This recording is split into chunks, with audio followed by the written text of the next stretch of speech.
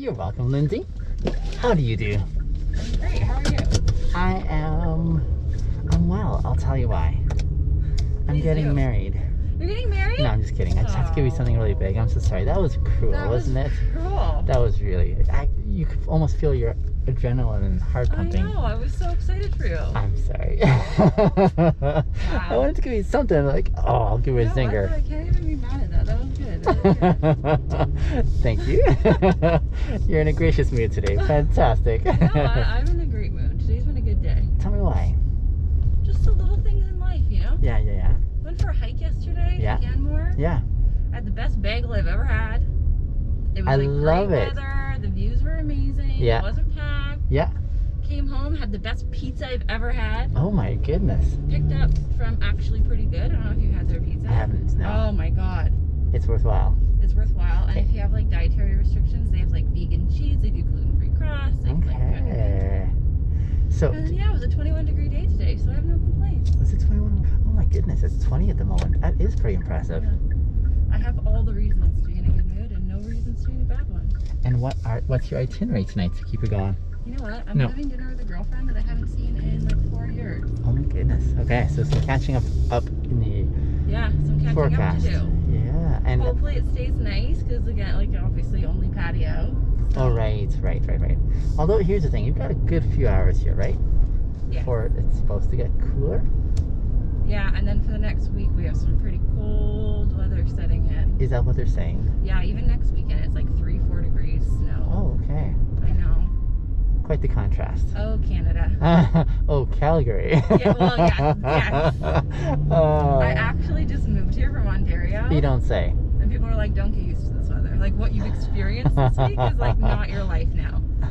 Well, I find it's almost like a big psych. It's like nature's big psych where you see it coming and you're like, holy crap, this is great. And then you sort of like Full mentally go into that mode, right? Yeah. And then you get hit by something else. And so I've seen quite a few lovely seasons come through already this spring. And it's spectacular, but I'm like, I'm not buying it yet. And I'm not holding my breath Yeah. quite yet, you know? I posted on a Facebook group just Yeah. being like, does anyone have recommendations for a place that can like take my winter tires off for me? And people were like, oh, these foreigners thinking they can take their winter tires off. I was like, okay, sorry. Me neither. Oh, shucks. Yeah. That's so This why? one girl was like, I think before you move somewhere, you should look into the weather. And I Oh was my like, goodness. How saucy that is. I know. Well, here's the thing though. I think when they usually engage that way, they're most probably, I'm guessing, operating out of insecurities of their own that they haven't processed yet. Sure. And perhaps it's the only energy that they have to share.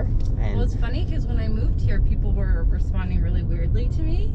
And my brother was like, you know, when you decide to make such like a brave, bold choice for yourself, because I just came here by myself, drove all the way here from Ontario. Mhm. He's like, it forces people to think about where their life could have taken them if they had made brave choices, and it causes them to react in a way that actually has like nothing to do with you and So only to do with what they're dealing with internally. And yet most people struggle with that. Like, that makes sense, but the practical play out of that perspective is more difficult to assume. And so it's My brother's a- really good at that. He teaches me to like look at people as if they have emotional Down syndrome. And so it's like, it's a if helpful way. someone were like special needs in another way in life, Sure. you would be nothing but empathetic and understanding. You'd be more Absolutely. patient. You'd be Absolutely. like, it's kind of the same thing. Yeah. I know one of the perspectives I've really been affected by online, especially on social media, is this guy, Gary Vaynerchuk. He's got a really influential following. But I the know way who he is. But the way he talks about the haters, I really appreciate. So I really appreciate the heart and why he does what he does, even though he may come across as really abrasive and crass. And so along those lines, I found that really helpful because that reminds me it's not about me. I got my own stuff to worry about, you know? And I'll let them enjoy that energy on their own. It's such a simple statement. It's not about me, but it's really hard to like. I work with a Capture. coach, like she's a life coach, but like she's been doing it for 22 years. Like, she's very legit. And every time I'm feeling anxious or depressed or anything, she's like, you're only thinking about yourself. You're inside yourself too much. So if you're feeling sad or you're feeling depressed or anxious, she's like, get outside yourself. Start doing things for other people. and you'll find that those feelings fade. The only time we're depressed, anxious, whatever, is when we're selfishly thinking only about ourselves. Our troubles and our worries are.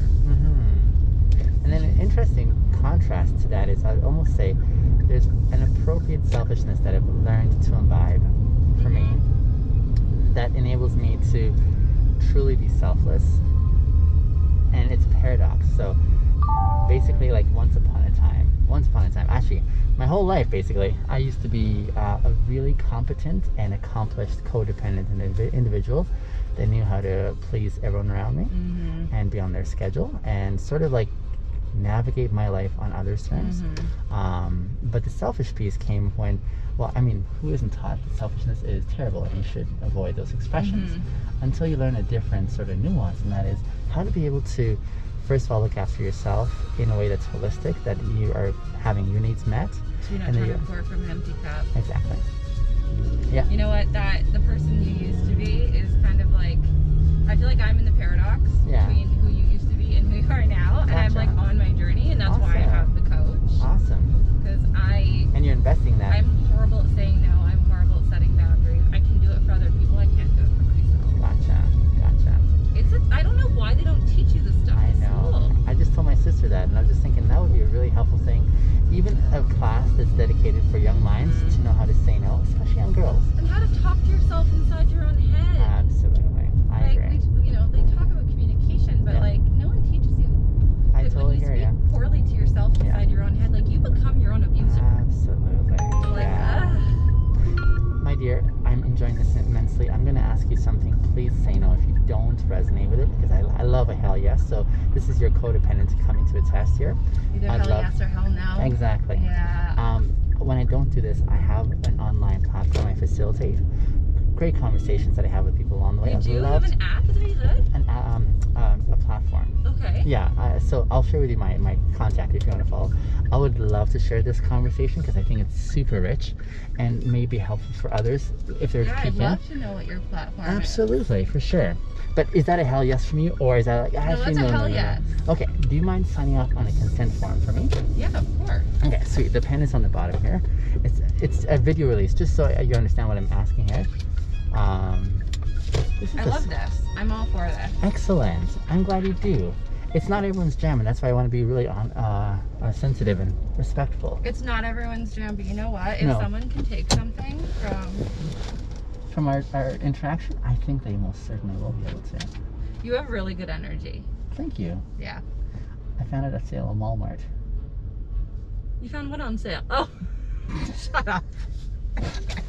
Alright, twice now I've fallen for it. People don't see it coming from me, right? No. I do have fun.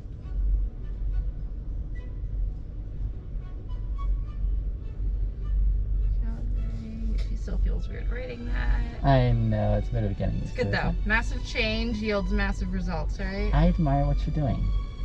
Thank you. And if it sucks, I just go home. Nothing's permanent. Or I go somewhere else. Well, I was just talking to my previous riders, and they were very adamant when they said most people run away from their problems, or people who are in their lives. I said that's the perfect reason why I'm doing this now, because you know what? My life was great. I'm not running from anything. That's awesome. So I feel like I'm running to something. Nice. I don't know what yet. You're open to exploring. But I'm open to life, you know? This is me, by the way. That's my contact on the back there. By all means, check it out. Amazing. And I would be delighted not only to run into you again, but also to hear from you along the way too. Thank you, Lindsay. I will be in touch. A pleasure. And you have a great smile. It's a shame that we have to wear these masks so no one can see it.